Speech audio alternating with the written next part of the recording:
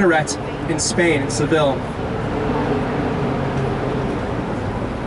We'll see a lot of design that's European focused here from the 1920s. This clock tower is modeled after another clock tower in Spain. There's a little temple, the sun's in our eyes to our left.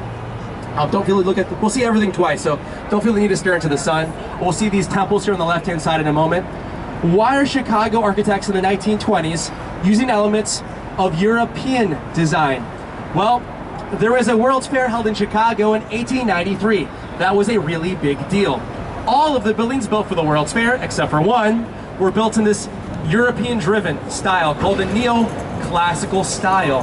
The neoclassical style of architecture remains popular with office buildings from the year of the World's Fair until the middle 1920s. And to our far left, you'll see those little temples out there. Those temples are called tempiettos. Tempietto means little temple in Italian. There's a famous little temple in Italy that those little temples are modeled after. More European-driven design. That building with that big dome is the Jewelers Building, built to be a high-tech office building for jewelers in 1926. For security reasons, it was the Jewelers Building after all. The building was built with an interior car elevator. Jewelers could drive their car into the building with all their jewels inside their vehicle, take the car elevator up to their floor and bing, drive right out of the car elevator onto their office floor plate and park the car. The car elevator functioned from 1926 until 1941. In the 40s, the 1940s cars got way too big for the 1920s car elevator, and they had to demolish that car elevator at that time.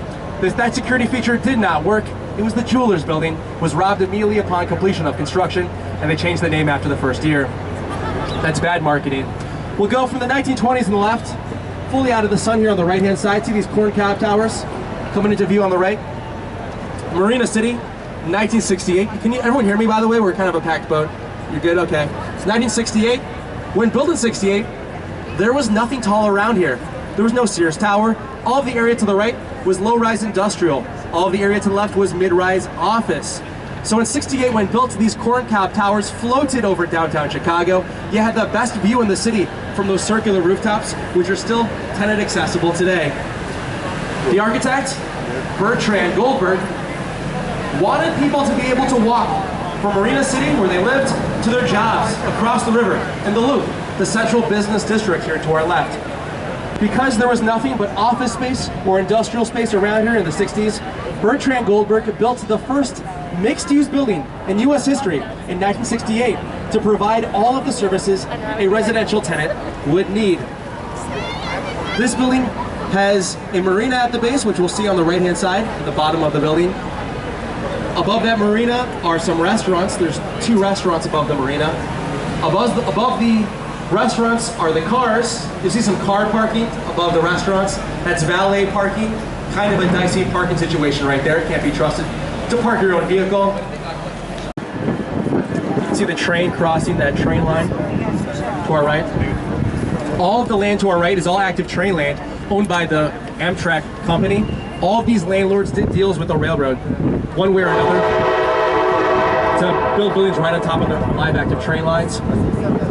See this curvy blue building to the right? It's got a big arch at the bottom. This is River Point, 2011. That arch is functional. There's a live active train line that runs right through that arch. So that arch is structural in nature, and it's there to accommodate the live active train line that runs below. See these circles here on the right? They have fans inside. Those circles are functional. Those circles are there to ventilate the live active train lines.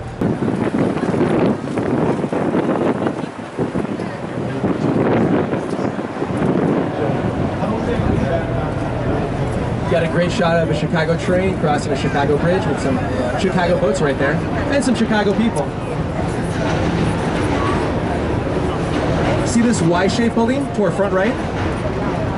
Why does that Y-shaped building look like a Y? Well, remember that train line we were talking about a moment ago? That train line runs right behind that Y-shaped building, hemming it in from the back. Can't move the train's got to run. From the front, the building is hemmed in by a 30-foot city-required setback rule. You have to have your building 30 feet away from the river edge here in Chicago. 30 feet setback rule we've talked about before. Mayor Daley number 2, we've had 2 Daley mayors here. Daley 2 went to San Antonio, Texas, and was inspired by the San Antonio Riverwalk to require this one here in Chicago. ever since 1998, you have to have your building 30 feet away from the river's edge in Chicago to create the Riverwalk you see right there. This building respects the Riverwalk ordinance by vaulting the 3rd floor with these giant tripod I-beams. We'll now come into what I like to call the architectural time machine. We'll see 5 buildings built in chronological order and sort of decode them as we go. Starting with this building here on the left-hand side.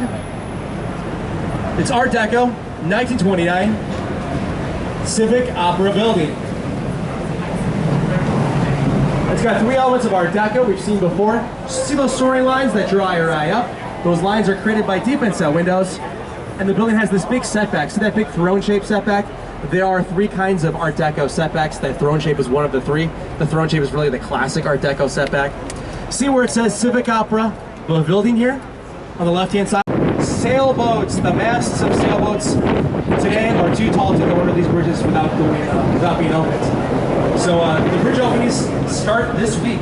The bridges open up 8 weeks a year to let sailboats go bridge by bridge all the way out to the lake. But now the summer, sadly, is over, so the sailboats will be going bridge by bridge out to their dry docks behind us down the south bridge of the river. That's every Wednesday and Saturday at 10 a.m. It actually starts at 8 a.m. Further south.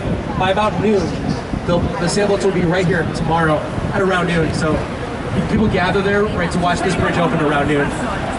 So if you love bridges, check out that tomorrow around noon. 3 shiny buildings right in front of us. 1, 2, 3.